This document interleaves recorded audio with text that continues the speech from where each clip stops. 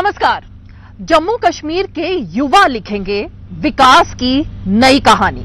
प्रधानमंत्री नरेंद्र मोदी ने जब ये बात कही थी और उससे पहले जब अनुच्छेद 370 को हटाया गया था 2019 में, उसके बाद से जो पूरा फोकस था वो ये था कि आखिर वो युवा, घाटी के वो युवा जिनके बारे में एक अलग ही तरीके की तस्वीर अब से पहले पेश की जाती थी, और वो तस्वीर बहुत अच्छी नहीं थी। वो तस्वीर ये थी कि बेरोजगारी इतनी ज्यादा थी कि अलगाववाद की तरफ कूच करने पर मजबूर हो जाता था युवा। उसके हाथ में बंदूक और पत्थर दे दिए जाते थे। लेकिन 370 हटने के बाद से हम जब भी आंकड़ों पर नजर डालते हैं तो कुछ अच्छी कहानी जिसकी बात प्रधानमंत्री ने कही वही निकलकर सामने आती है। गृह मंत्री अमित शाह ने भी जब ये बात कही कि किस तरह से घाटी के जो युवा हैं अब वो सरपंच बन गए हैं, पंच बन गए हैं, लेकिन इससे पहले उनके हाथ में तो कुछ और ही हुआ करता था। तो आज जरा यही जानने और समझने के लिए हम सीधे पहुंच गए हैं श्रीनगर, और श्रीनगर में हमारे साथ बेहद ही खास मेहमान तो जुड़े ही हैं। लेकिन मैं सबसे पहले आपको बता दूं कि यहां जहां हम गोल्फ कोर्स में खूबसूरत वादियों के बीच में बैठे हुए हैं, कुछ ही चंद मीटर की दूरी पर यहां पर टुलिप गार्डन है, जहां पर कि बेशुमार पर्यटक इस बार पहुंचे हुए हैं, और उसके बगल में खूबसूरत डल लेक बह रही है। तो ये तस्वीरें जो हैं वो आज के कश्मीर की हैं, और हम बदले हुए कश्मीर की बात नहीं करेंगे, बल्कि हम बात करेंगे आज के मौजूदा उस कश्मीर की जिसकी तरफ अब सभी लोग निगाह लगाए हुए देख रहे हैं। चलिए, खास मेहमान हमारे साथ पहुंच चुके हैं। मैं परिचय करा देती हूं अपने खास मेहमानों का। हमारे साथ सबसे पहले जो बेहद ही खास शख्सियत हैं वो है वीर शब्बीर आजाद जी, जो कि IYC के फॉर्मर नेशनल प्रेसिडेंट है। बहुत बहुत स्वागत है आपका। उनके साथ में हमारे साथ हैं शिराज मलिक जी, जो कि खेल से जुड़ी हुई हैं, स्पोर्ट्स पर्सनालिटी हैं, और खेलों को लेकर गुलमर्ग से जो तस्वीरें आई थी वो भी किसी से छुपी नहीं है, तो जरा हम वो भी जानने की कोशिश करेंगे। साहिल बशीर जी हमारे साथ हैं, जो कि सोशियो पॉलिटिकल एक्टिविस्ट हैं, और हमारे साथ इस तरफ मुस्तकिम अली जी हैं, जो कि सोशल एक्टिविस्ट हैं। एडवोकेट शेख सबा जी हमारे साथ मौजूद हैं, जो कि अपना कुछ बिजनेस भी चलाती हैं, क्योंकि जब हम इनसे बात कर रहे थे तो हमें इनकी और भी बहुत सारी खूबियां पता लगी, लेकिन इसके अलावा सोशल एक्टिविस्ट भी हैं। इनके साथ में है एडवोकेट सईद मुस्तबा जी, ये भी एडवोकेट भी हैं और साथ में कश्मीरी तो सबसे पहले है ही, तो उनसे जरा हम कश्मीरियत भी समझने की कोशिश करेंगे। और उसके साथ अरुण नाहटा जी हैं, जो कि यहाँ के व्यापारी हैं और कुछ अलग अलग तरीके से व्यापार किस तरह से उन्नति के पथ पर अब चल रहा है वो जानने की कोशिश करें। लेकिन सबसे पहले मैं जरा शिराज जी आप ही से शुरुआत करना चाहती हूँ जी, क्योंकि जब हम युवाओं की बात कर रहे हैं और वो भी कश्मीर के युवा की बात कर रहे हैं, जब गुलमर्ग से तस्वीरें आती हैं कि किस तरह से इतने सारे अवार्ड यहाँ के युवाओं ने खेल में जीते, जब केंद्रीय मंत्री यहाँ पर पहुंच करके खुद क्रिकेट भी खेलते हैं, फुटबॉल भी खेलते हैं, और वो तस्वीरें भी आती हैं, ये है आज का कश्मीर। डेफिनेटली ये तो हमारे एक कश्मीर की एक उपलब्धि समझी जाएगी। सबसे पहले मैं इंट्रोडक्शन देना चाहूंगी कि मैं एक ऐसी बेटी की मां हूं जो अभी ऑल इंडिया रैंक 1 है मार्शल आर्ट में, तो वो मेरी अचीवमेंट है। Very good. तो शायद आपको ये पता नहीं होगा, दैट्स व्हाई मैं शेयर कर रही हूँ ये बात। और रिसेंटली उसने जो है 2 मेडल जीते हैं सीनियर नेशनल में। तो हमारा मेरी यही कोशिश है। मैं तो पहले स्पोर्ट्स के साथ ज्यादा रिलेटेड नहीं थी, लेकिन जब मेरी बेटी जो है शी इज माई इंस्पिरेशन, तब जाके मैंने सोचा कि यहाँ का जो यूथ है, यहाँ के जो यंगस्टर्स है, उनको हमें इंडल्ज करना चाहिए स्पोर्ट्स में, ताकि वो जो है ड्रग से दूर रहे। मेरी खासकर मैं अपनी बात करूंगी, मेरी यही कोशिश है कि बच्चों को जो है जितना हो सके हम उनको स्पोर्ट्स में इन्वॉल्व करें। तो बाकी ये खेलो इंडिया की आप बात कर रहे हो, वो तो हमारे लिए एक बहुत अच्छी बात है कि बच्चे, बहुत खुशी होती है इतने बच्चों को देख के हमारे बच्चे स्पोर्ट्स में आगे बढ़ रहे हैं। इतनी अचीवमेंट्स है हमारे बच्चों की यहाँ पे, तो ये तो ऑफ कोर्स हमारे लिए एक ये पॉइंट मैंने आपसे इसीलिए शुरुआत में पूछा, क्योंकि मैं ये जानना चाहती थी कि क्या 2019 से पहले का कश्मीर भी ऐसा ही था, जहां खेलों की इस तरह से बात होती थी, खेलों की तस्वीरें इस तरह से आती थी और इस तरह से उत्साह दिखाई देता था? क्या कुछ वो बदलाव है? डेफिनेटली बदलाव तो बहुत है। पहले जो स्पोर्ट्स की अगर मैं बात करूंगी, कि पहले इतना मुझे नहीं लगता, पहले इतने बच्चे जो है इसमें रुचि दिखाते थे जो इस टाइम पे दिखा रहे हैं, और जो गवर्नमेंट की तरफ से फैसिलिटीज उनको प्रोवाइड की जाती है, तो वो एक रीजन है कि बच्चे आगे बढ़ रहे हैं। जी साहिल जी। क्या है ये आज का कश्मीर? जिस तरह कॉइन के दो हिस्से होते हैं, पुराने कश्मीर की, वैसे पुराना तो मैं नहीं कहूंगा, जो 2019 से पहले का कश्मीर था और जो अभी का कश्मीर है, they are two opposite sides of the coin. इससे पहले आपको यहां पर आप सर्वे किया गया एक, जिसमें आपको ये पता चला कि 8 साल फ्रॉम लास्ट 32 ईयर्स, 32 साल में 8 साल यहां पे हड़तालें हुई हैं। तो डेवलपमेंट कहां से होगी? बच्चे पढ़ेंगे क्या, यूनिवर्सिटीज क्या चलेंगी और कॉलेजेस क्या चलेंगे? और एंटरप्रेन्योरशिप की तो बात ही नहीं है, बिजनेसमैन की तो बात ही नहीं है। पर डे यहां पर 300 करोड़ का नुकसान हुआ करता था। और आफ्टर एब्रोगेशन ऑफ आर्टिकल 370 आपने एक भी इंसिडेंट ऐसा नहीं देखा होगा जिसमें स्टोन पेल्टिंग हो। आप गोलियां और बाकी चीजों की तो, अटैक्स की तो बात ना करें, एक भी इंसिडेंट स्टोन पेल्टिंग का जो है यहां पे नहीं देखा गया। जहां पे डेवलपमेंटल वर्क्स की बात करें, यहाँ के युवाओं की बात करें, जिस युवा के हाथ में पत्थर हुआ करता था, आज वही युवा दुनिया के हर एक कोने में बस के जाके वहां पर जॉब कर रहा है, बिजनेस कर रहा है। और ये अपॉर्चुनिटीज पहले नहीं मिली जाती थी।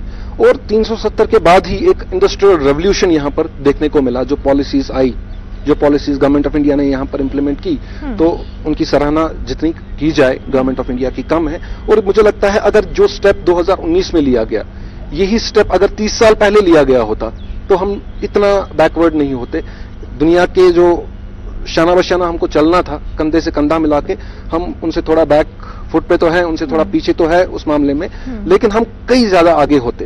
क्योंकि अगर हम 89 की बात करेंगे, जब यहां पर ये शुरुआत नहीं हुई थी, उस वक्त यहां के एंटरप्रेन्योर्स की बात करेंगे, यहां की जो टूरिज्म इंडस्ट्री थी उसकी बात करेंगे, ये काफी ज्यादा डेवलपमेंट में आगे था, बिजनेस में आगे था, लोगों के पास पैसा बहुत था, इकोनॉमिकली कश्मीर वाज अहेड जहां तक बाकी मेट्रोपॉलिटन सिटीज की बात करें। और ये 30 सालों में कहीं ना कहीं इसको बैठा दिया गया था। लेकिन 2019 के बाद 30 साल का जिक्र करें, 30 साल ही क्यों? हम 70 साल की बात क्यों नहीं कर रहे हैं? 30 साल पर क्यों आपका एम्फेसिस है? देखिए, 30 साल पहले यहाँ पे कश्मीरी जो आवाम थी, उनके पास, उनको ये कॉन्सेप्ट दिमाग में नहीं डाला गया था, ना उनके दिमाग में अलगाववाद का कोई बीज डाला गया था। ये स्टार्ट हुआ जब पाकिस्तान ने 89 में शुरुआत की ये बीज बोने की। यहाँ के जो यूथ है, यहाँ का जो बडिंग स्टूडेंट्स थे उस वक्त, उनके दिमाग में जो टेररिज्म का बीज बोया गया, उसी बीज ने 30 साल यहाँ पर खराबी की। क्योंकि वही बीज आगे जाके पौधे बने, वही बीज जो है आगे जाके पेड़ बने, वो पौधे पेड़ बने। और मुझे लगता है कि एक सही टाइम 2019 में ही फैसला लिया गवर्नमेंट ऑफ इंडिया ने कि उन जड़ों को जो है काटना है, उखाड़ के फेंकना है, वीड आउट करना है, ताकि हम वापस तरक्की की ओर जाएं।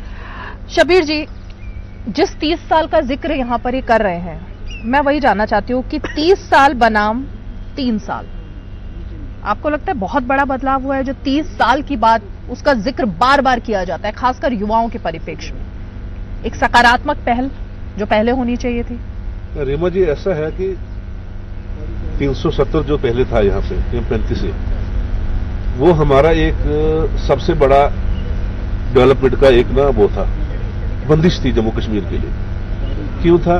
क्योंकि बाहर के लोग जब यहाँ आते थे, वो कोई भी वहां से, माइक थोड़ा ऊपर करें, हाँ, वो यहाँ से कोई भी हिजरत नहीं करना चाहते थे। इन द सेंस, जैसे नाटा साहब है, बेंगलोर से हैं, हमारे पार्टनर भी हैं बिजनेस, तो हमने अब हिजरत की। क्यों की?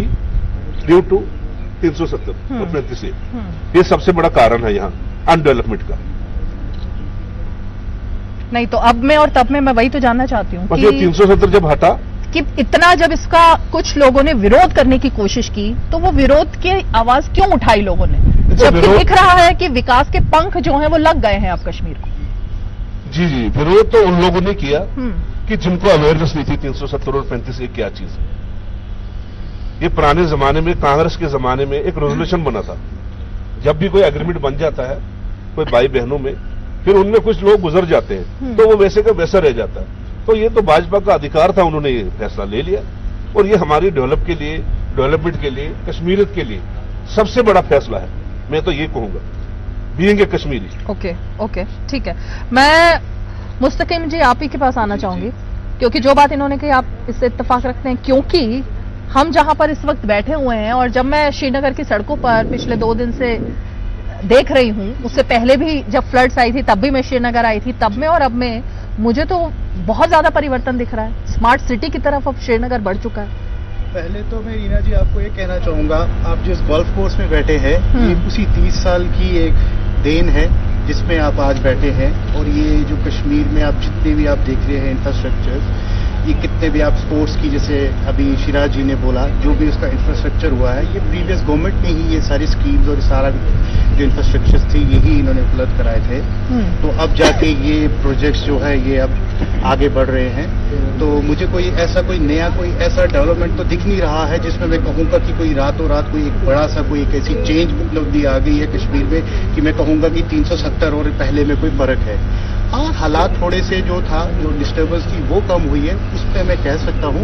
बट इंफ्रास्ट्रक्चर के तहत से अगर आप कुछ कहेंगे तो मुझे कुछ बड़ा अंतर नजर नहीं आ रहा है। अलबत्ता ये स्मार्ट सिटी के नाम पे हम लोगों को और परेशानी हो रही है, traffic jam and all that. I don't know किस वजह से कर रहे हैं, मे बी शायद G20 आ रहा है उस वजह के लिए ये शहर में ये कर रहे हैं। बट आई डोंट थिंक कि ये कोई बड़ी उपलब्धि नहीं। लेकिन मुस्तकिम जी जहां जहां पर भी स्मार्ट सिटी का प्रोजेक्ट चलता है, आप उन सभी सिटीज में जाकर देखें, कुछ दिनों की परेशानी जाहिर तौर पर अगर सड़कों को चौड़ा करना है या फिर कि कुछ और तरीके से मैप बनाना है, कुछ दिन की परेशानी के बाद लॉन्ग टर्म का ये प्रोजेक्ट होता है जो सभी जगह एक्सप्रेस वे बन रहा है, टनल बन रही है, उस वक्त की परेशानी आप देखेंगे या लॉन्ग टर्म में जो चीज हो रही है उसको देखेंगे? देखिए, लॉन्ग टर्म की आप बात सही कह रहे हैं, लेकिन जो मैं अभी देख रहा हूँ जिस हिसाब से मैंने आपको कहा ट्रैफिक की कंजेशन हो रही है, यहाँ पर फ्लाईओवर्स की जरूरत है, ना कि आप सड़कों को छोटी करें। अब आप देखिए बहुत सारे लोग हैं जो अभी मैं इधर आने वाला था तो 1 बजे का टाइम था और मेरे को 1.5 घंटा लग गया।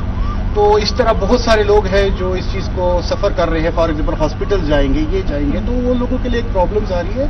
सो आई थिंक कि अभी G20 के बाद आप देखिएगा फिर से ये सड़कें टूटेंगी, फिर से एक प्रोजेक्ट आएगा कि सड़कों को खोले और लोगों के लिए वापस बनाए। लेकिन शेख शहबाज जी, जहां तक मैंने इतने लोगों से बात की, मुझे तो ये पता लगा कि यहाँ पर टुलिप गार्डन देखने के लिए लोग इतने ज्यादा उमड़ पड़े हैं, इस वजह से ट्रैफिक जाम हो रहा है, क्योंकि लोगों को टुलिप गार्डन देखने के लिए, उसकी एक झलक पाने के लिए इंतजार है। जी बिल्कुल, ये बात सही है। तो ये ट्रैफिक जाम तो उसके वजह से है। ट्रैफिक जाम यहाँ पे डाइवर्जन किए गए हैं, क्योंकि जो टूरिस्ट आए हैं यहाँ पे लोग, वो बहुत ज्यादा, tourist flow is too good which will boost our tourism industry. यानी कि जो हमारी इकोनॉमी है वो 50% डिपेंड होती है टूरिज्म इंडस्ट्री पर। और अल्हम्दुलिल्लाह आज की डेट में number of tourist are coming to Kashmir. And चूंकि आप जानते हैं हाल ही में 2 दिन पहले ट्यूलिप गार्डन खुला हुआ है, तो सयाह आर हैप्पी कि हम वहां जा सकते हैं, हम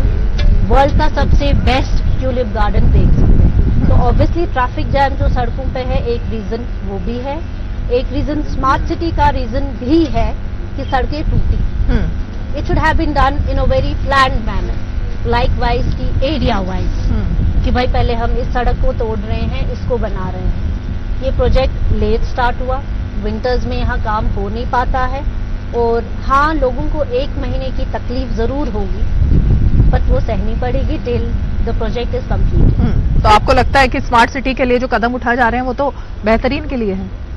obviously to make a city smart आपको कुछ चेंजेस तो करनी पड़ती हैं, और अगर आप चाहते हैं कि शहर अच्छा हो तो ये चीजें तो करनी पड़ेंगी।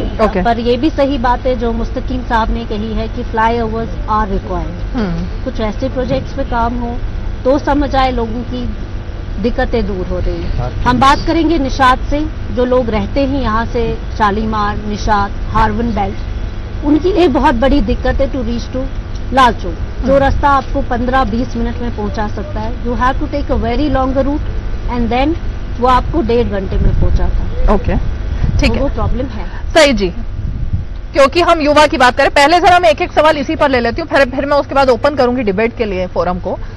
ये जो बात स्मार्ट सिटी की है, लेकिन मैं ये जानना चाहती हूँ, जो बात यहां से उठी थी कि अब अगर युवा के हाथ में वो पत्थर वाली इमेज नहीं है, क्योंकि कश्मीर में बैठ करके वो इमेज नहीं दिखाई देती थी, लेकिन पूरी दुनिया में और पूरे भारत में एक वही इमेज दिखाई देती थी जो कि बहुत ज्यादा दुखदाई थी। वो इमेज चेंज हुई है, कश्मीर का युवा मेन स्ट्रीम से, मुख्य धारा से जुड़ा है। क्या आपको नहीं लगता कि ये बहुत बड़ा कदम है? देखिए, to the best of my understanding मैं एक चीज कह सकता हूं कि to the best of my understanding एक चीज मैं जरूर कहना चाहूंगा कि ये जो एक पॉलिटिकल एक पॉलिटिकल स्टेटमेंट कि 2019 से पहले का कश्मीर और 2019 के बाद का कश्मीर। देखिए जो युवा है कश्मीर का, we have been suffering from socio economic and political reasons. We have seen the corruption, we have seen the nepotism and we have seen the unemployment. ऐसा भी नहीं है कि 2019 के बाद बहुत सारी चीजें हुई, बट जो एक नरेटिव यहाँ से चला था आर्टिकल 370 का, तो the best of my experience and the knowledge, जैसे 370 हमारे स्टेट के लिए है, बहुत सारे स्टेट्स के लिए 371A से लेके 371E, F, G, H तक भी जाता है। सो ये एक रिजर्वेशन। अच्छा, दूसरा एक आर्गुमेंट भी चला जाता है कि हम रीजनल जो यूथ है हमारा, उनके कुछ बेसिक मामलात हैं, ठीक है कि वो इनइक्वालिटीज के शिकार हो चुके हैं, बट 2019 के बाद जो एक मीडिया हाइप हो रही है चीजों को, ऐसा कहना कि 1990 में अगर हम एक्सपेक्ट करते 5G, ये एक बेवकूफाना हरकत होती, बट अगर आज ये मिलता है तो कंपैरिजन करने की कोई जरूरत भी नहीं है। बट लॉ एंड ऑर्डर की जहां तक बात है, मुझे लगता है कि 2019 के बाद वो बहुत सारी चीजें पॉजिटिव चीज में हो रही है, बट यूथ में जो एक्चुअल मेन स्ट्रीमिंग करने की जरूरत है, main streaming I mean to say, जहां पे पॉलिसी मेन स्ट्रीमिंग में यूथ का होना जरूरी है, जहां पे यहाँ यूथ टूरिज्म एक कॉन्सेप्ट नया है, जहां पे हम exchange of ideas with other parts of the country and other parts of the globe, वो चीज अभी भी मिसिंग है। बट बाकी चीजें for me they are the political slogans, but for a policy maker, for a researcher, मैं इतना कह सकता हूं कि लॉ एंड ऑर्डर की जो सिचुएशन थी वो थोड़ी सी बेहतर होगी। तो Arun ji, law and order ही तो सबसे ज्यादा अहम है किसी भी राज्य में निवेश लाने के लिए, किसी भी राज्य में व्यवसाय को पनपने के लिए, किसी भी राज्य में बाहर से पर्यटक आते हैं। अगर लॉ एंड ऑर्डर ही ठीक नहीं होगा, अगर दहशत का माहौल होगा, आने से पहले डर होगा, तो क्या लगता है आपको कि व्यवसायी के तौर पर बिजनेस को पनपने के लिए ये माहौल बनाना ही सबसे जरूरी था? बहुत सही बात है। डेफिनेटली आफ्टर आर्टिकल 370 जैसे सभी आजाद जी ने बोला कि काफी चेंजेस आए हैं 370 के बाद। आज देखिए हमें भी बुलाया गया है, जैसे स्मार्ट सिटी का में बात करते हैं। So I am we do business, I am a contractor for laying all the underground utilities. We do smart city work in Udaipur, 11 states I am doing smart city work. अच्छा, okay. We are doing by machine, we don't cut the roads. Without cutting the roads, we lay all the utilities so that it gives less inconvenience to the city. Like people, like नहीं तो आप इनकी बात से इत्तेफाक नहीं रखते, मतलब कहने का ये है। हाँ। तो हमारे पास स्पेशलाइज्ड मशीन्स है, from Germany, US and Sweden, जो कि without cutting the road, so that is government negligence, सारी जगह लीज कर सकते हैं, जो कि लेस इनकन्वीनियंस है, क्योंकि हमने खाली स्मॉल पिट बना है। जैसे 1 किलोमीटर काम के लिए 4-5 पिट बनेंगे खाली, we don't need to excavate the road. तो हमें स्पेशलाइज यहाँ पे बुलाया गया है इसी के लिए कि स्मार्ट सिटी के भी काम, sewage pipelines, water pipelines, water mains और इलेक्ट्रिक केबल्स या ऑप्टिक फाइबर केबल्स की ले किया जाए कि पब्लिक को, though it is a tourist place. तो मुझे मेरे ख्याल से आपको इनको फिर समझाना चाहिए कि जो ये बता रहे हैं कि जिस चीज की दिक्कत है वो बेसिकली किस लिए हो रही है। देखिए क्या हो रहा है कि जो हमने ऑब्जर्व किया, people are not aware of this kind of work. I been doing this work from last 25 years। Okay. So I been doing all over India. जैसे गोवा टूरिस्ट प्लेस है, तो हमने एक प्रेजेंटेशन किया। आज मैं 16 साल से नॉन स्टॉप काम कर रहा हूँ गोवा में, which is like a tourist place again, क्योंकि उन लोग डिस्टर्ब नहीं कर सकते। क्योंकि आपको मालूम होगा गोवा में लॉट ऑफ टूरिज्म है, बहुत सारे लोग आते हैं।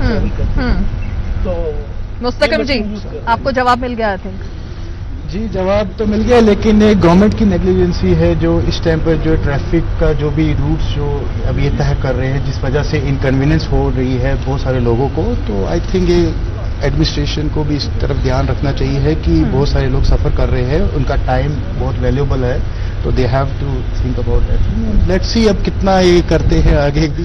नहीं, ये तो कश्मीरियत जी हम अवेयर करेंगे ना, हम प्रपोज करेंगे सरकार को, केंद्र को, एडमिनिस्ट्रेशन को, without that is government's negligence. हमारे we don't have that kind of. हमारे को तो बेसिकली डेवलप चाहिए। Yes, absolutely I agree. No, government cannot be unaware about the technology. Technology, yeah. As you said, I've been doing it 11 states. Yes. it is the Jammu Kashmir administration which is negligent. It's the negligent on their part कि वो देखें कि कैसे smart cities हो रही है बाकी शहरों में, उसी तरीके से कश्मीर में भी ये इम्प्लीमेंट किया जाए। मैम आप सफर क्यों कर रहे हो? आप सफर क्यों कर रहे हो? आप एडुकेट हो, साहब भी एडुकेट हैं, बिल्कुल काफी अच्छे कदावर शख्सियत है, बट आप सफर क्यों कर रहे हो? हाँ। आप प्रपोज क्यों नहीं सरकार कर रहे हो? मेयर को कर रहे हो, डिप्टी मेयर को करो, एडमिनिस्ट्रेशन को करो, आप सब पढ़े लिखे हैं। नहीं, लेकिन मेरा सवाल यहाँ कुछ और है। मैं ये जानना चाहती हूँ, श्रीनगर को स्मार्ट सिटी बनने में और बनाने में इतना समय अभी तक किसी की सोच में क्यों नहीं आया था 2019 से पहले कि श्रीनगर को भी स्मार्ट सिटी की तरफ सोचा जाए, उसके बारे में भी कुछ इंफ्रास्ट्रक्चर को लेकर के बढ़ावा दिया जाए, कनेक्टिविटी को लेकर बढ़ावा दिया जाए, 4 लेन जो तमाम जगहों पर घाटी में शुरू हुई है उसको बढ़ावा दिया जाए। ये सब चीजें तो नहीं थी ना। मैं आपको इसका एक बड़ा लंबा सा जवाब दे दूंगा, क्योंकि जो ये 370 और 35A था ना, मैं भी यहीं पला पड़ा हूँ। ये एक ना पुल था आपसी का, कि जब ये हमने हिंद के साथ, जब हमारे राजा महाराजों ने मदद किया, जब ये कश्मीर हमारे साथ आए, तो एक जैसे भी यहाँ जम्मू कश्मीर के जब बाहर लोग आते हैं ना, तो ऐसा लगता है कि वो हिंदुस्तान में है। जब वहां का यहाँ आता है कोई, ऐसा लगता है हमें पाकिस्तान में है। तो ये रिस्ट्रिक्शंस थी। ये तो मैं भाजपा सरकार को शाबाश देता हूँ कि सबसे पहले नरेंद्र भाई मोदी को ये शाबाशी है कि जिन्होंने इस 70 साल में किसी की हिम्मत नहीं हुई, हालांकि हमने प्रपोज भी किया, हमारी भी सरकारें रही है, तो हमने नहीं हिम्मत की। तो ये तो उन्होंने एक जो हमारा पुल था ना, एक डिफरेंस का पुल था कश्मीर तो मतलब हिंद और इधर का, वो उन्होंने तोड़ दिया। तो अब धीरे धीरे डेवलप हो रही है। यहाँ पे कुछ रिस्ट्रिक्शंस हैं, यहाँ कुछ प्रॉब्लम्स हैं, कुछ बेरोजगारी है, तो धीरे धीरे हमारे इसमें निगाह है। अब नाटा जी बेंगलोर से आए हैं, गुप्ता जी दिल्ली से आए हैं, यहाँ यूए नीड भी है, सबसे बड़ा एशिया का मॉल यहाँ बन रहा है। हाँ। तो इस चीज को हमने तो हम तो सिर्फ हम पार्टी को कोई बढ़ाया नहीं दे रहे हैं, कांग्रेस ने किया, भाजपा ने किया, तो मैं कहता हूँ जिसने पहल किया वो सकारात्मक है। चिराग जी खेलों तक, क्योंकि आप बार बार खेल की बात करें, और इन्होंने जो बात कही कि अभी भी लोगों में अगर ये भावना है कि आना है नहीं आना है, भावना पैदा करने में समय लगता है किसी भी चीज की, और उस बीच बीच में जो तमाम चीजें होती हैं उसमें भी समय लगता है, वो समय पार हो रहा है। खेलों के क्षेत्र में इतना समय लग गया, उसके पीछे क्या विजन की कमी थी, चाहते नहीं थे, भ्रष्टाचार इतना था, या फिर जिसकी बार बार हम बात कर रहे हैं कि युवाओं के हाथ में, या युवा जो है वो विकास की मुख्य धारा से जुड़े, ये ही विजन नहीं था, ये इच्छा शक्ति नहीं थी। क्या ऐसा सच है? किसी हद तक मैं इसमें एग्री करूंगी आपसे कि पहले जो मुस्लिम जी ने भी बात की कि स्टोन पेल्टिंग वगैरह का जो यहाँ पे होता था, वो छोड़ के जो है लोग, हमारे बच्चे जो उसमें इन्वॉल्व थे, वो कहीं ना कहीं स्पोर्ट्स में इन्वॉल्व हो गए।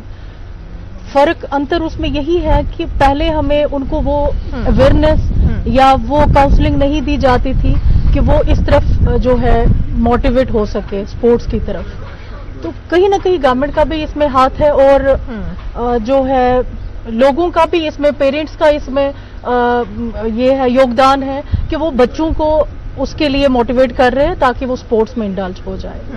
तो बाकी गवर्नमेंट का भी मैं यही बताऊंगी, गवर्नमेंट सपोर्ट कर रही है, नो डाउट गवर्नमेंट हमारे बच्चों को सपोर्ट कर रही है।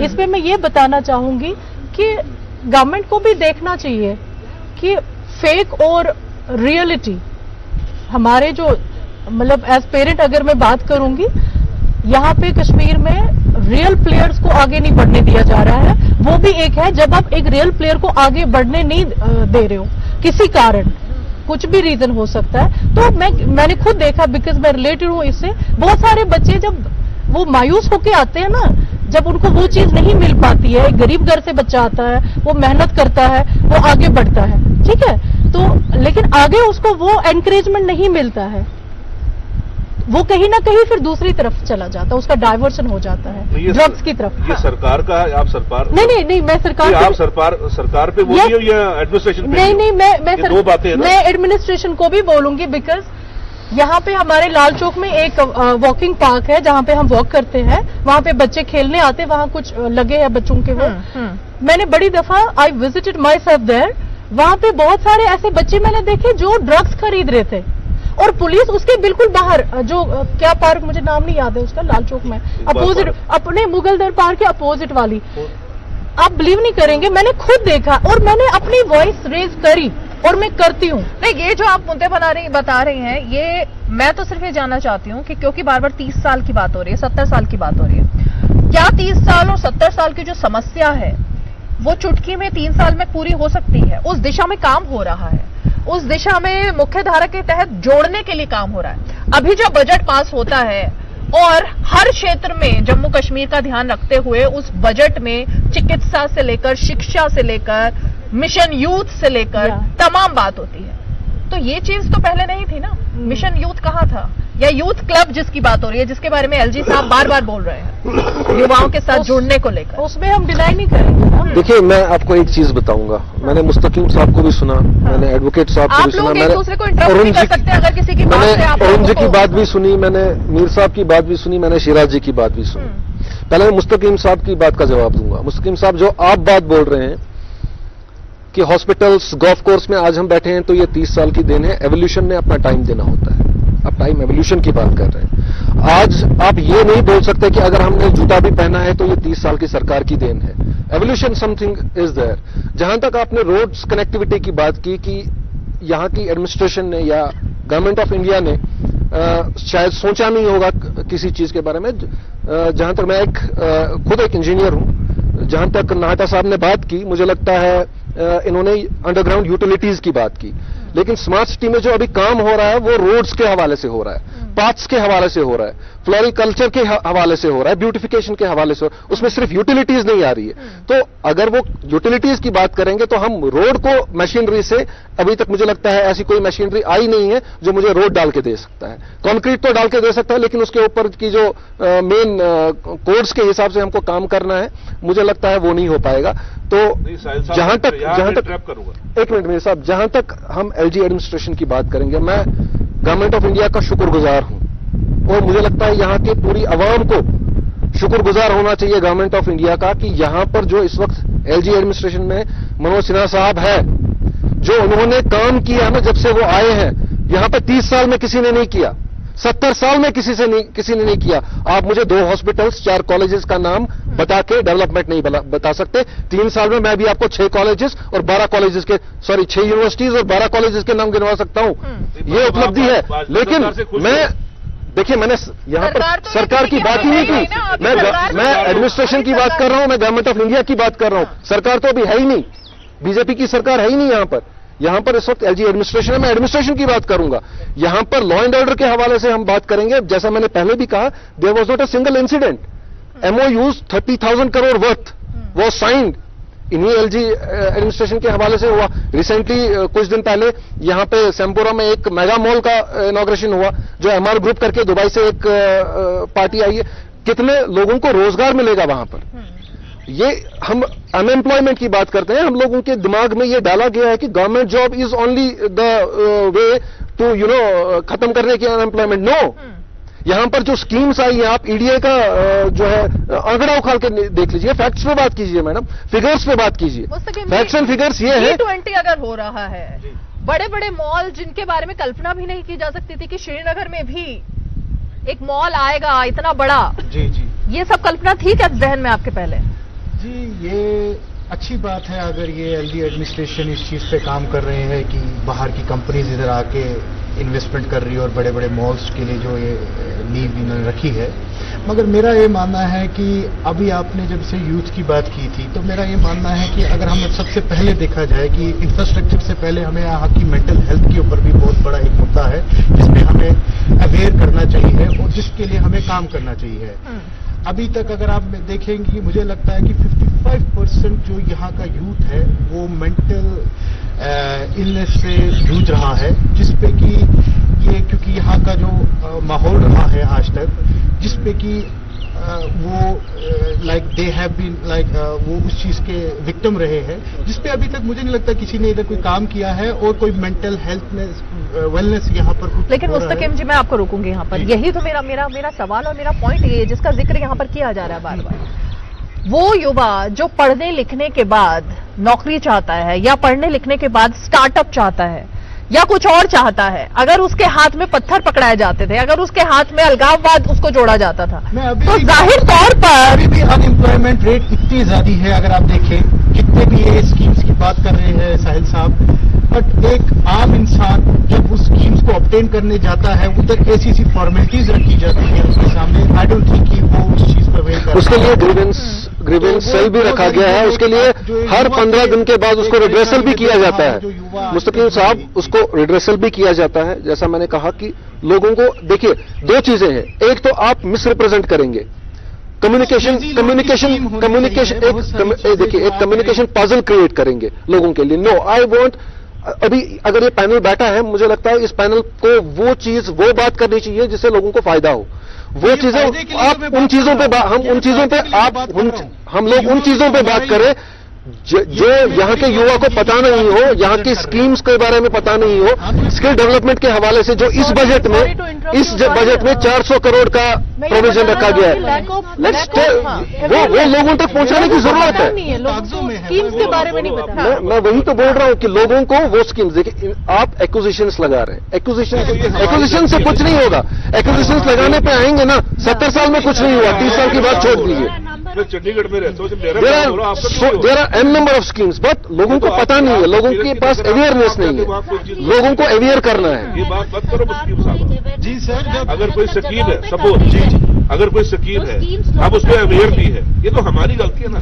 गवर्नमेंट को अवेयर एडमिनिस्ट्रेशन की है, ये तो नहीं है। अब अवेयर करना चाहिए। जब ये स्कीम्स की जब बात आती है, जब बहुत सारे लोग उस स्कीम्स को लेने के लिए जाते हैं, जब वहां पर वो फॉर्मेलिटीज देखते हैं, वो उसके लिए एलिजिबल ही नहीं हो पाते हैं। एक स्टार्टअप जो एंटरप्रेन्योरशिप स्टार्टअप करना चाहता है, वो कहाँ से वो फॉर्मेलिटीज लेगा? मुस्तकीम साहब, मैं आपको एक चीज बताना चाहूँ। मुस्तकीम साहब, सभा जी, अगर मैं आपको जहां तक अनएम्प्लॉयमेंट और इलिटरेट बंदे की भी बात करेंगी ना, अनएम्प्लॉयड एंड इलिटरेट दोनों चीजें, वहां से लेके 1 करोड़पति जो बहुत बड़ा एक एंटरप्रेन्योर है जिसकी करोड़ों की टर्नओवर है, वहां तक, उससे लेके ऊपर तक सबके पास स्कीमें अवेलेबल है। आप अवेल नहीं करेंगे, उसकी गलती आप गवर्नमेंट को ऑफ इंडिया या एडमिनिस्ट्रेशन को नहीं चला सकते। हाँ, it is our duty as an activist कि हम लोग लोगों को बताएं। सभा जी, मैं एक सेकंड। सभा जी, आप एक विमेन हैं और खासकर आप बिजनेस भी चला रही हैं। तेजस्विनी जैसी स्कीम की जब बात होती है, महिलाओं के लिए इतनी अलग अलग स्कीम, मैं जो पढ़ रही थी तो मैं उसका जिक्र करना चाहूंगी कि मैंने जो पढ़ा कि नारी शक्ति के लिए और महिला और युवाओं के लिए एलजी ने जितनी नई नई स्कीम भेजी हैं, उन सबको अगर इंप्लीमेंट किया जा रहा है, क्या यहाँ की नारी या यहाँ की लड़की या यहाँ की महिला के लिए कभी इस तरह से बात होती थी? देखा जाए तो नहीं, क्योंकि आप जानते हैं कि कश्मीर में एक औरत को दबाया जाता है, पहले से ही होता है। It's been from years, we won't say 70 साल 30 साल, वो पहले से रहा है। पर अब माहौल चेंज होने लगा है, धीरे धीरे एजुकेशन बढ़ने लगी है, तो समझ आने लगा है लोगों को कि एक औरत क्या कर सकती है। बिकॉज आई बिलीव एक औरत ही है जिसकी वजह से समाज है। मैं हूँ, आप हैं, ये एक औरत की वजह से।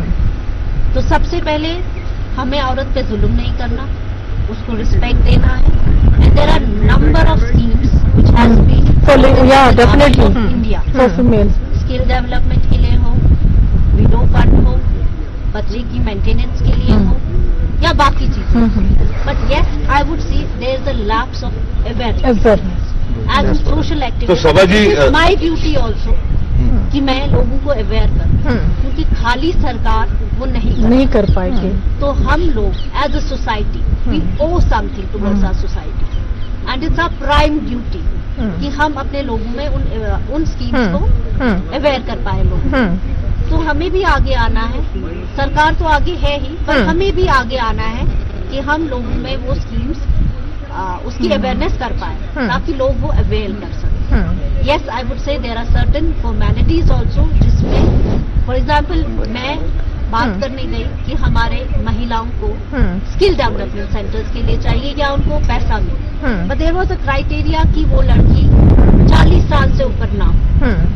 देयर वाज अ क्राइटेरिया वो 18 साल से बच्चे ना हो। I have gone to myself कि मैं इन स्कीम्स को इम्प्लीमेंट करवाना चाहती हूँ पर्टिकुलर एरियाज में, जहाँ पे जाके मुझे लगा कि यहाँ की औरत लेकिन पैसे की कमी। तो आप महिलाओं को सशक्त बनाने में काम करती हैं कि उनको समझाया जाए, अवेयर किया जाए। लेकिन देयर आर सर्टेन क्राइटेरिया जिसमें वो फिट ही नहीं हो रही थी, वो नहीं है। तो सरकार को भी उन पॉलिसीज पे भी काम करना चाहिए कि हमारे उस तबके तक भी वो स्कीम्स जाए जो जिनको उसकी जरूरत है, बिकॉज दे हैव टैलेंट। अब उसकी जरूरत है, पैसा नहीं है या बाकी चीजें नहीं है, जगह नहीं है, ऐसी चीजें हैं। तो सरकार को उन पॉलिसीज में देखना चाहिए how we can alter and we can give it to those people. सही जी, हाँ जल्दी। इम्प्लीमेंट तो कर लिया सरकार ने, तो नहीं वो खुद कह रहे हैं कि सोशल एक्टिविस्ट का काम है कि वो भी जाके अवेयर करे लोगों को, अवेयर करे लोगों को। करना तो किसका काम? हमारा काम है। वही उन्हीं की बात कर रही हैं वो कि हम सबका काम है कि अवेयर किया जाए। ओके, तो हम इन सबका काम मेंशन कर रहे हैं, इससे अच्छा है कुछ कैंप्स लगाओ। यहाँ पे कस्बे हैं, गाँव हैं, आप लोग हैं, ये सफी बनो, सखावत करो। हाँ, हमारे साथ इरफान जी भी जुड़ गए हैं, मैं चाहूंगी उनको माइक दिया जाए जरा। हाँ लेकिन ठीक है, कि आप अवेयर नहीं करा रहे। हमारी एक चीफ मिनिस्टर भी थी, महबूबा मुफ्ती जी, एक औरत थी, उन्होंने भी एक स्कीम इंट्रोड्यूस कराई थी जो ऑब्वियसली मोदी जी ने ही शुरू की थी, बेटी पढ़ाओ, बेटी बचाओ, बेटी पढ़ाओ, बेटी पढ़ाओ। तो उस स्कीम पे और काम करने की जरूरत है, उसको और लोगों को अवेयर करने की जरूरत है कि वो स्कीम अवेल कर सके और वो अपने बच्चों का मुस्तकबिल बने। ओके, इरफान जी हमारे साथ जुड़े। इरफान जी आप क्या करते हैं? मैं डेटा साइंस। ओके, क्या यहाँ का डेटा क्या कह रहा है युवाओं को? क्योंकि हमारा फोकस है कि किस तरह से जो काम 30 साल में नहीं हो पाया, चाहे वो रोजगार हो, स्टार्टअप्स हो, और अब तो मुझे देख करके, और मुझे ही क्या, मुझे लगता है हर भारतीय को गर्व होता है जब यहाँ के युवक लड़के लड़कियां सोशल मीडिया पर पिक्चर्स डालते हैं कि आज का कश्मीर क्या कहता है, ये बदला हुआ कश्मीर क्या कहता है। जब वो पिक्चर्स देखते हैं तो बहुत ही दिल को सुकून भी मिलता है। तो आप अपने डेटा में क्या कहेंगे? बिल्कुल, देखिए जिस तरीके से आज का युवा जो है, हाँ, जो तब्दीली आपको देखने को मिली है, आजकल का युवा जो है एक अपनी मर्जी से बात कर पाता है। सबसे बड़ी चीज आप देख सकते हो, मैं यहाँ पे अभी बात कर रहा हूँ, ये तब्दीली की एक निशानी है। पहले क्या था? मुझे नहीं लगता था पहले कभी ऐसा कुछ होता था। अगर मिलते भी थे तो अगर यहाँ पे अभी हम 10 लोग हैं तो 10 में से 9 लोग पाकिस्तान जिंदाबाद के नारे लगाते थे, लेकिन आज आपको इस 20 लोगों में से नहीं, मैं उन 10 में से एक नहीं, मैं उन 10 में से नहीं। हमने तो कभी नहीं बोला, अगर मैंने तो कभी नहीं ये नारे दिए। हम भी युवा ही। पाकिस्तान जिंदाबाद, but I think this is a very wrong statement. Yogi, क्यों, कैसे रॉन्ग स्टेटमेंट है? आपको किस तरीके से रॉन्ग स्टेटमेंट, आप मुझे बताइए ना। अगर रॉन्ग स्टेटमेंट है, मेरी बात का आप फिर इसका जवाब दीजिए। अगर रॉन्ग स्टेटमेंट, अगर मैं कहीं पे गलत हूँ तो आप बताइए ना, मैं कहाँ पे गलत हूँ। कैसे लगता है कि हम में से, मैं कह रहा हूँ अगर हम अभी यहाँ पे 10 लोग बैठे हैं, 10 लोग बैठे हैं, तो अगर इससे पहले ये सारी डिबेट्स होते तो 10 में से 9 लोग पाकिस्तान के नारे लगाते, और आज 10 में से 10 हम लोग यहाँ पे जो बात कर रहे हैं, एक यकजहती की बात कर रहे हैं, एक डेवलपमेंट की बात कर रहे हैं। पहले कौन सी डेवलपमेंट की बात करते हैं? पहले भी डेवलपमेंट की बातें होती थी, आप बट आप शायद गलत लोगों में बैठते होंगे जो पाकिस्तान के नारे देते होंगे। गलत लोगों में हम कैसे बैठ सकते हैं? हमने तो हमने कश्मीर में 1200 लोगों को डेटा साइंटिस्ट मिला, आपको तब्दीली नजर नहीं आती है? हमने खुद एज एन एनजीओ कश्मीर में 1200 लोगों को 25 लाख रुपया पर स्टूडेंट स्कॉलरशिप लाई, हर एक बच्चे को दी। आपने ऐसी तब्दीलियां कहाँ पे देखी है? मुझे बताइए ना, अगर आप बात करते हो मुझे पूरी तौर से बताइए ना। अगर मैं कहीं पे गलत हो तो मुझे टोके। नहीं, लेकिन मैं ये जानना चाहती हूँ, आपने क्योंकि बहुत बड़ा स्टेटमेंट दिया है, इसकी वजह क्या थी? क्या उनको बरगलाया जाता था या कोई और वजह थी? और अब युवाओं के हाथ में ऐसी क्या पावर आ चुकी है, क्या शक्ति आ चुकी है जिसकी वजह से हम यहाँ बैठकर बात कर पा रहे हैं? सबसे बड़ी चीज है धारा 370 खत्म करने के बाद हर एक बंदा यहाँ पे बोलने की ताकत रखता है। वेरी गुड, हर एक बंदा बोलने की ताकत रखता है। मैं कहता हूँ कि धारा 370 से पहले इरफान तारी का नाम कहीं पे वजूद में ही नहीं था, लेकिन उसके बाद हमारे भी काम को रिकॉग्नाइज किया गया, तब जाकर के हम आगे बढ़े। गवर्नर साहब ने हमारे काम को रिकॉग्नाइज किया, बाकी जगहों पे हमारे काम को रिकॉग्नाइज किया, क्या बोलते हैं इसको, डिफरेंट इंटरनेशनल लेवल पे हमारे काम को रिकॉग्नाइज किया, तब जाकर के आज इरफान तारी का यहाँ पे टीवी चैनल पे बोल पा रहा है। उससे पहले कहाँ था? उससे पहले ना कभी काम करने दिया जाता था, ना कर पाते थे। आज हम खुले जहाँ पे चाहे जिस तरीके का काम चाहे उस तरीके का काम कर सकते हैं, जो भी चाहे वो कर सकते हैं, कोई हिंड्रेंस नहीं है। कोई भी पाबंदी नहीं है, लेकिन उससे पहले पाबंदियां थी, बाकी सारी चीजें थी, मसले मसाइल थे। वो मसले मसाइल खत्म होकर के आज मैं बात कर पा रहा हूँ, आज मैं आपके सामने इस आपकी टीवी के जरिए लोगों से जुड़ पा रहा हूँ। उससे पहले मैं जुड़ नहीं पाता था, उससे पहले मेरी बातें लोगों तक पहुंच नहीं पाती थी। तो ये तो सबसे बड़ा बदलाव है।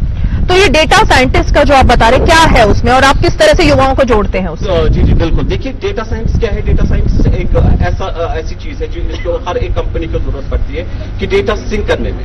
हर एक कंपनी में जितनी भी बड़ी बड़ी कंपनियां होती है, अभी हर एक जो मेन पोस्ट होता है वो डेटा साइंटिस्ट का होता है। वो आपको बताता है कि कितनी लीड्स है, आपको बिजनेस में किस तरीके से चेंजेस लानी है, आपको बिजनेस को किस तरीके से डेवलप करना है। तो ये 2019 के बाद आपने शुरू किया? बिल्कुल। यहाँ पे अभी कश्मीर में इंशाल्लाह इस साल हमारे पूरे 1200 डेटा साइंटिस्ट निकलेंगे और जिनकी एवरेज सैलरी है $1 लाख पर मंथ की। Wow, very good. हमने स्टार्टअप किया। अगर 1 लाख से ऊपर युवाओं को सैलरी मिल रही है, आपने कहा कि बेरोजगारी और रोजगार के अवसरों का अवेयरनेस नहीं है, ये एक जीता जागता सबूत है हमारे सामने। अच्छी बात है अगर ये ये अगर जिस तरीके से कह रहे हैं कि 1200 नए डेटा साइंटिस्ट पढ़ रहे हैं और आएंगे, मगर ये भी नहीं कह सकते ना कि पहले इससे पहले कि लोग सारे अनपढ़ थे तो वो कुछ नहीं कर पाए। मुझे कश्मीर का एक डेटा साइंटिस्ट दिखाइए। वो ऐसा नहीं है, बहुत सारे शोबे से कश्मीर से मुझे डेटा साइंटिस्ट एक दिखाइए। 19 से पहले जो जितने भी डेटाबेस आपके पास है, मैं फिर उसके बाद बताऊंगा।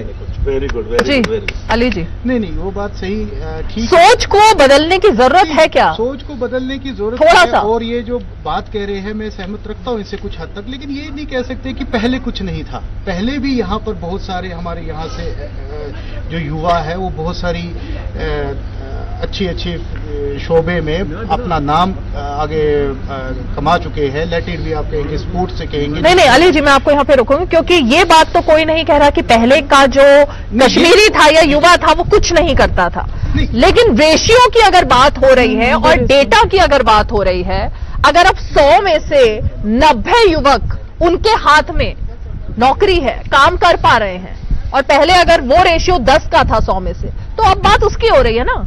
वो क्यों देखिए मुस्तकीम साहब, फर्क मैं आपको बताता हूँ फर्क क्या है। वो क्यों है उसका भी हम जानना चाहते हैं। मैं भी जानना चाहता हूँ, मैं सारे हिंद को जनवाना चाहता हूँ और जानना चाहता हूँ आप सबसे। मैं आपसे ज्यादा वाकिफ नहीं हूँ कश्मीर में। मैं हफ्ते के लिए आता हूँ, 15 दिन के लिए आते हैं। मैं इनकी बात में 1000% सहमत हूँ। इन्होंने जो बात की, हमने अभी तक कोई बात ही नहीं की। देखिए मुस्तकीम साहब, 30 साल की अचीवमेंट मैं आपको बताता हूँ। ये एक मिनट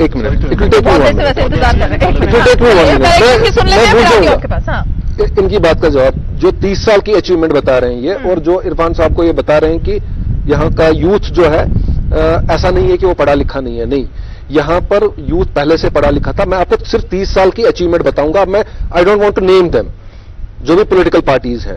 यहां पर वोट डालना हराम है, यह सिखाया गया, और जिन्होंने सिखाया उनके लिए खुद हराम नहीं है। यहां पर लड़की का पढ़ना, यूनिवर्सिटी जाना और पर्दा करना लाजमी है, क्योंकि अगर वो वैसे निकलेगी तो हराम है, ठीक है, गैर मुहर्रम है। ये उनके लिए ठीक नहीं है जहां पे उनके फैशन शो और बाकी थिएटर चलते हैं। लेकिन जहां पे कश्मीर की बात आती थी, उनको एक्सपेरिमेंट करना था, तो सर वो एक्सपेरिमेंट करते थे, वो एक्सपेरिमेंट करते थे।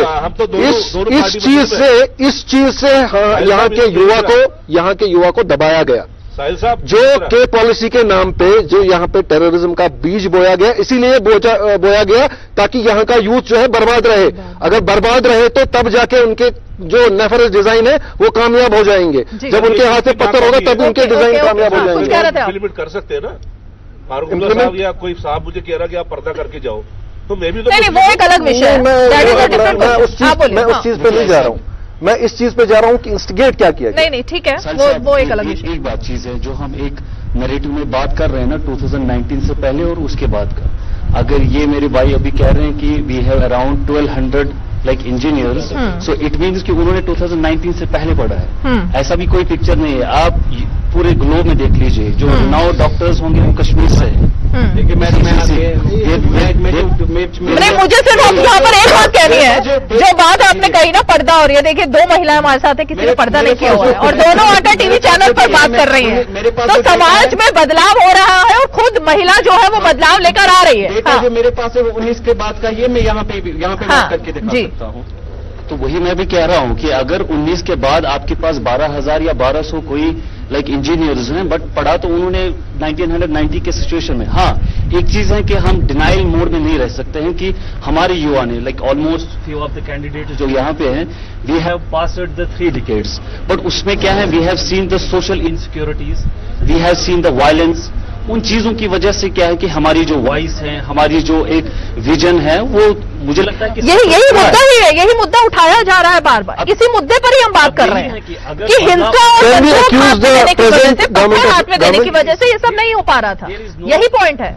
देयर इज नो पॉइंट कि हम किसी चीज को अक्यूज करें या खाली एक इंडिकेटर को हम चूज नहीं कर सकते। देखिए, for me violence is not the only barrier, the political will, the regional political will from the last 3 decades, that's one of the biggest reason कि हम नहीं। तो वही एक सवाल है कि अब तक के जो पॉलिटिशियन थे, क्योंकि अब ये मुद्दा है, चुनाव को लेकर के भी अब बात हो ही रही है, भ्रष्टाचार चरम पर होता था, परिवारवाद को लेकर सवाल खड़े होते हैं। आपको लगता है अब तक सिर्फ राजनीति का शिकार ही यहाँ पर हुए थे युवा भी और यहाँ का आम कश्मीरी भी, और उसी की वजह से कुछ नहीं हो पाता? आपको जवाब दे दूंगा। हमारे पॉलिटिशियन हमने कहते थे वोट हराम है, लड़कियों को या महिलाओं को दबाना हराम है, पर खुदा ने उस कौम की हालत नहीं बदली जिसका ना हो ख्याल अपने आप बदलने का। ये तो हमारे तक है ना। अब आज ये आई है ना ट्राउजर लगा के, मैंने तो ये सोचा फॉरन से, मैंने सोचा मेरे फलानी जगह से। But yes, turmoil was the biggest barrier. जो कश्मीर के हालात थे, कोई भी बाहर नहीं आता था। Nobody wanted to come because डर था गोली का या किसी चीज का, गन का डर था, बंदूक का डर था। तो कोई खुल के नहीं आ रहा था कि हमें वोट करना है या हमें इलेक्शन में लड़ना है। तो वो ऑब्वियसली कश्मीर का सिचुएशन ही वैसा था, वो बहुत बड़ा बैरियर था। मैं तो यहाँ दिल्ली से आई हूँ, लेकिन मैं अगर खुद अपनी बात बताऊं यहाँ पर, क्योंकि जो बात यहाँ पर कई हमारे वक्ताओं ने कही कि आज हम यहाँ बैठकर बात कर पा रहे हैं, जब फ्लड्स कवर करने के लिए दिल्ली से पूरी मीडिया यहाँ पर आई थी, उस टाइम पर हमें बताया जाता था कि 3 बजे के बाद आप लोग जितना कवरेज करना है 3-2:30-3 बजे कर लीजिए, 3 बजे के बाद अपने अपने जगहों पर वापस आ जाइए, क्योंकि उसके बाद पत्थरबाजी शुरू हो जाएगी, मीडिया पर हमले शुरू हो जाते थे। कहीं पर भी जाने से एक डर का माहौल पैदा किया जाता था। और आज इस वक्त शाम को, इस सुहानी शाम को, हम बैठकर यहाँ पर इतने सारे क्रू के साथ अगर डिस्कशन कर रहे हैं, तो मेरे मुताबिक तो ये वो बदला हुआ कश्मीर है और ये आज का कश्मीर है जिसकी हमें बात सबको बतानी चाहिए। जी भी है, हाँ। पर ये पता क्या, ये सिर्फ हमारा सहयोग था। मैंने जो शायर अभी अर्ज किया ना कि खुदा ने उस कौम की हालत नहीं बदली जिसका ना हो ख्याल अपने आप बदलने का, कि हजारों मंजिलें होंगे, हजारों कारवां होंगे, जमाना हमको ढूंढेगा, न जाने हम कहाँ होंगे। वाह वाह। आज ये जो बातें कर रहे हैं ना, यही अगर 10 साल पहले या 20 साल पहले यहाँ होता, जो इरफान साहब ने बात की, मैं इन पे लाख दर्जा सहमत हूं। अगर मैं यहां से गया तो मैं ड्यू टू उग्र अलगाववाद की उससे गया कि घर वाले थोड़े से वो थे, है ना, असूददार थे या कुछ भी समझ लो आप। पर ये जो आज ये बातें कर रहे हैं ना, ये हमें अगर 20 साल पहले करनी चाहिए बातें। ये तो मैंने जो पहले ही आपको अर्ज किया कि खुदा ने उस कौम की हालत नहीं बदली, कि जैसे आपने कहा कि 2014 में मैं भी आया, मैं भी चौपर से कभी वहां राशन दे रहा था, कभी यहाँ राशन दे रहा था, गुरुद्वारों से, मंदिरों से, मस्जिदों से मैं इकट्ठा करके यहाँ कश्मीरियों के में सहयोग किया। तो ये हमारी वजह से था। आज हमें समझ आ गया, कई हद तक हमें समझ आ गया कि ये जो है ये कुछ नहीं है। हमें अपने युवाओं को, इरफान जी, क्योंकि इन्होंने थोड़ा सा लेट ज्वाइन किया, तो मैं जरा एक बार इनके पास आना चाहूंगी, क्योंकि मुझे लगता है एक बदला हुआ जो युवा है और जो युवा के हाथ में जो अब क्या है, सरपंच बन रहे हैं, पंच बन रहे हैं, वो आज का युवा है। एक बार जरा उसी पॉइंट पर मैं वापस आना चाहूंगी। बिल्कुल मैम, सबसे पहले अगर आपको बदला हुआ युवा देखना है, एक एग्जाम्पल देखनी है, मेरे हमारे साथ में साहिल भाई खड़े हैं, ये बदले हुए युवा है। बिल्कुल। कैसे? पहले और अब में क्या बदलाव आ गया इसमें? जो इनने कश्मीर में लाई, एग्जाम्पल सेट किया यूथ के लिए, घंटा घर पे झंडा चढ़ा के, सबसे बड़ी चीज। अच्छा, ओके। घर में वेरी गुड साहब के लिए, वेरी गुड। हर घर में अगर चर्चा है साहिल जैसे नौजवान की। अच्छा, इन्होंने ये बताया नहीं, क्या स्टोरी है, बताइए। नहीं, वो दूसरी स्टोरी। दूसरी स्टोरी ये है कि अभी तक हिस्टोरिक घंटाघर लाल चौक पे किसी ने झंडा नहीं चढ़ाया था। एंड मेरे साथ मेरे साथी एक और थे, Sajid Yusuf, advocate Sajid Yusuf, and me, we became the first person of India to hoist India. Yes, okay. ये कब की बात है? सिंस इंडिपेंडेंस ऑफ इंडिया हम लोगों ने फर्स्ट टाइम हिस्टोरिक घंटाघर पे झंडा चढ़ाया। ये कब की ऑन बात है? 26 जनवरी 2021। अच्छा, ओके। उसके बाद में हर 15 अगस्त पे और हर 26 जनवरी पे वहां पे इस वक्त फ्लैग होइस्टिंग होती है। क्योंकि अभी तक सिर्फ वहां पर पाकिस्तान के झंडा चढ़ाया जाता था और सिर्फ पाकिस्तान का ही झंडा चढ़ा था। आज तक किसी ने इंडिया का झंडा नहीं चढ़ाने दिया था। पाकिस्तान का झंडा हिंदुस्तान का झंडा ही चढ़ता था, अब इन्होंने घंटा करके छत पे चढ़ा दिया। बस फर्क कितना है? नहीं, इतना फर्क है, ऐसी बात नहीं है। जिस वक्त हमेशा चढ़ता था, घंटा घर पे नहीं। आप मुझे एक इंसिडेंट बताइए। हमेशा बड़ा ट्रेन का होस्ट हुआ है, सबसे बड़ा ट्रेन हमेशा हुआ है। पहली बार वो एक अलग बात है, लेकिन घंटा घर पे हमेशा जितने भी झंडा चढ़ाया, सबसे बड़ा झंडा आज तक नहीं फहराया गया। क्या उनकी क्यों आपके मन में ये आया कि आपको ये करना चाहिए? क्या हुआ? बिकॉज ये सच बोल रहे हैं। जैसे बाकी उस वक्त, जैसा कि मैंने कहा, मैं किसी पॉलिटिकल पार्टी का नाम नहीं लेना चाहता। उन्होंने आज तक जो भी आए थे यहां पर घंटाघर पे झंडा चढ़ाने के लिए, चाहे जहां से जिस भी पॉलिटिकल पार्टी से आए थे, वो वर दे बीइंग अरेस्टेड। आप न्यूज चेक कर लीजिए, आप हर साल का आंकड़ा निकालिए, हमेशा उनको अरेस्ट किया जाता था। लेकिन इस बार हम लोगों ने ठान ली थी कि जिस घंटाघर पे उन्होंने पाकिस्तान और आईएसआईएस का झंडा चढ़ाया था, उसको नीचे उतार के रहेंगे और वहां पे भारत का तिरंगा चढ़ाएंगे। और मैं चाहता हूं कि तिरंगे पे कोई सियासत ना हो, तिरंगा चढ़ाना हर बंदे का फर्ज है। It is our moral duty, और एज अ ड्यूटी समझ के हमने वो किया है। और इसमें मैं नहीं चाहता कि मैं कोई खास क्रेडिट हूं। It was my duty and we have done it. और मेरे साथ जो मेरे साथी थे, बट अभी तक मैं यहाँ के जो पॉलिटिकल पार्टीज के जो लीडर्स रहे हैं, जिन्होंने सदारतें संभाली है, आप उनके ट्वीट्स चेक कीजिए उस दिन के। उन्होंने क्या लिखा? They are always in this. नहीं जी, हमने बख्शी स्टेडियम में जहां पे प्रोग्राम ऑर्गेनाइज करता है, वहां पे तो चढ़ता है। ये कौन सा स्टेडियम? आप खाते पीते हिंदुस्तान का है और हैंड ग्लव्स किसी और के साथ काम करते हैं। सरकार की सरकारें चलाते थे। साहब ऐसा क्यों था? ऐसा इसलिए था, मैं ये क्यों नहीं चाह रहे? अगर आप भी तो कश्मीरी है, ये भी कश्मीरी है। देखिए, ऐसा था, मैं वही बोल रहा हूं, जो के पॉलिसी के नाम पे हमारे जहनों के अंदर, यहाँ के यूथ के जहनों के अंदर जो बीज बोए गए थे, बिल्कुल आजादी के ख्वाब दिखाए गए थे, उस आजादी का उन्होंने 30 साल में नहीं दिया, लेकिन खुद खत्म हो गए। तो आप इसकी, आज आप उनकी हालत देख लीजिए, उनकी हालत भीख मांगने पे करिए। ये गलती थी पहले हमारी नहीं थी, जो हमारे लीडर्स थे उनकी थी, हमारी नहीं थी। देखिए, आज बिल्कुल मैं वही चीज आपको बोल रहा हूं, जो लीडर्स हमारे रहे हैं ना, वो आर पार की सरकार चलाते थे। मैं कई फोरम्स पे बोल चुका हूं। ठीक है, समझ गए। इरफान जी, ये जो बात इन्होंने कही, अब कहीं पर क्या वो पाकिस्तान के झंडे, आईएसआईएस के झंडे कहीं दिखाई देते हैं? बिल्कुल भी कहीं भी नजर नहीं आते। इसीलिए तो मैंने कहा कि ये साहिल भाई की और साजिद साहब की सबसे बड़ी अचीवमेंट है कि घर घर में इनका नाम है, पूरे कश्मीर में इनका नाम है। हिंदुस्तान का सबसे बड़ा आज तक का जो ट्रेंड रहा तिरंगा फॉर कश्मीर, इन लोगों की बदौलत, हर एक घर में इसकी चर्चा हुई, इनकी बदौलत कश्मीरी युवाओं ने यहाँ पे तिरंगा बना के पूरी दुनिया में वो सेपरेट हो गए। उससे बड़ी अचीवमेंट क्या हो सकती है? क्या इससे पहले एक मुमकिन था कि कश्मीरी नौजवान घर पे एक तिरंगा बना करके पूरे नेशन में वो हो जाएगा और हर एक जगह पे Kashmiri nation, Kashmiri flag, made in Kashmir flag है, वो भेजा जाएगा हर एक। आप देखिए दिल्ली में हर एक बड़ी बड़ी मेट्रोपॉलिटन सिटी में कश्मीर की जो मेड इन कश्मीर तिरंगा था इंडिपेंडेंस डे पे, वो सारे लहराएंगे। ठीक है अजय जी, मैं अंत में, क्योंकि समय की बात है, आप क्योंकि बाहर से आए हैं और आप यहाँ पर काम के सिलसिले में आए, आपको एक स्मार्ट सिटी का प्रोजेक्ट के तहत आप आए हैं। इससे पहले कश्मीर में इस तरह से काम करने की ललक या काम करने की एक जो अपॉर्चुनिटी थी, अगर आपको मिलती और आप आते, तो कुछ तब में और अब में फर्क दिख रहा है? मैं आपसे वापस आऊंगा। जैसे आपने लॉ एंड ऑर्डर का बात किया था, अभी आपका 370 लॉ एंड ऑर्डर काफी इंप्रूव हो गए, तो अभी थोड़ा सा हिम्मत हो रहा है और आने की इच्छा कर रहे हैं कि अपने देश के लिए कुछ करें, क्योंकि हम लोग तो पूरे इंडिया में काम करते हैं, सारे जगह काम करते हैं। तो कोई तकलीफ अब हुई यहाँ आकर? नहीं, अभी तक कुछ की नहीं हुई। डेफिनेटली और उनकी हुई है, बड़े बड़े गवर्नमेंट ऑफिसर से मिले हैं, काफी हाँ, कोई दिक्कत नहीं। चलिए एक फाइनल कमेंट जल्दी से आपसे, ये जो यहाँ इस तरफ देखिए सबने जिस लाइन को रखा है और जो युवाओं की जिस बात को रखा है, कोई देखिए जहाँ मैं कंक्लूडिंग रिमार्क्स ऐसे देना चाहूंगा कि discussion was all about the youth.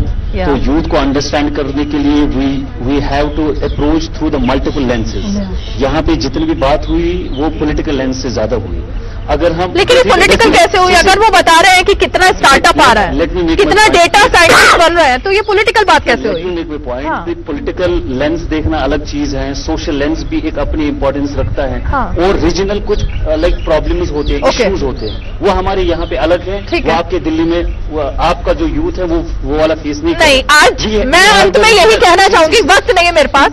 आपका यूथ, हमारा यूथ, सबका यूथ अब एक ही है। अब पूरा, अब कोई कश्मीरी नहीं है, अब सब भारत के यूथ है। कश्मीर का, हिंद का।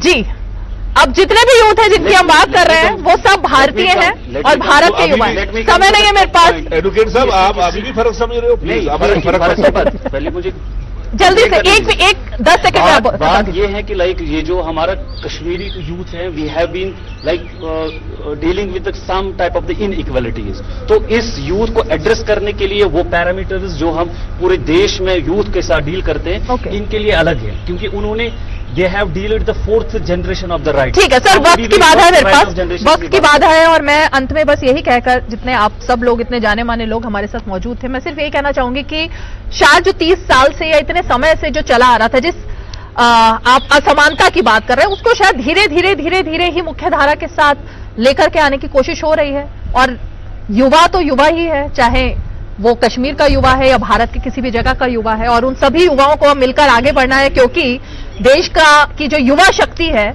वही अब देश का जो निर्माण है आगे बढ़कर वो करने में जुट गई है। बहुत बहुत शुक्रिया आप सभी खास मेहमान आज हमारे साथ इस खास पेशकश में जुड़े।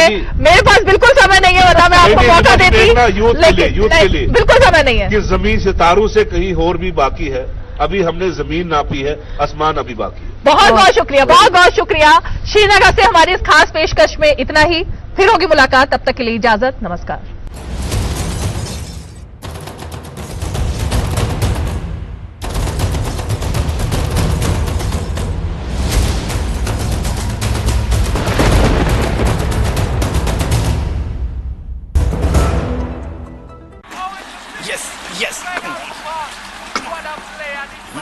मैच में डूब गए और हैंड वॉश भूल गए। Hand wash reminder by your hand ambassador Sachin Tendulkar का हाथ। सेवलॉन स्वस्थ इंडिया मिशन।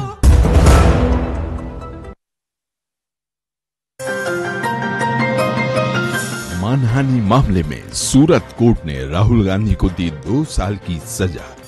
राहुल पर बरसी बीजेपी। पूछा, क्या सत्य और अहिंसा में विश्वास करना लोगों को अपमानित करना है? संसद में जारी है गतिरोध, आज भी नहीं चल सके दोनों सदन। किन राज्यों में बीजेपी ने बनाए नए अध्यक्ष? पद्म पुरस्कार विजेताओं का क्या रहा आज का कार्यक्रम? जारी है G20 बैठकों का दौर। ब्रिटेन के विदेश मंत्री ने लंदन में भारतीय उच्चायोग की घटना को बताया अस्वीकार्य। महिला विश्व मुक्केबाजी चैंपियनशिप का हर एक अपडेट होंगी देश दुनिया और खेल की बाकी खबरें देखिए न्यूज़ 9 रात 8 बजे सिर्फ DD न्यूज़ पर।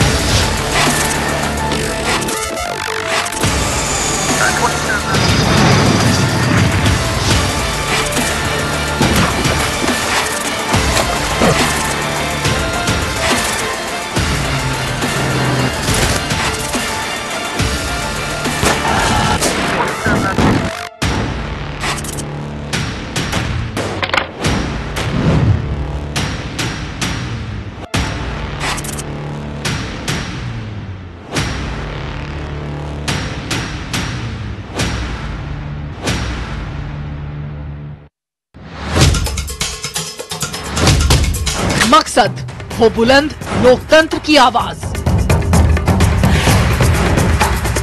जज्बा तमाशे का शोर नहीं, जनहित पर हो जोर। मुद्दा जो तय करता हो देश की दिशा, सवाल वही जिनसे जुड़ा हो जन सरोकार। देखिए 5 की पंचायत मेरे साथ सोमवार से शुक्रवार शाम 5 बजे सिर्फ डीडी न्यूज पर।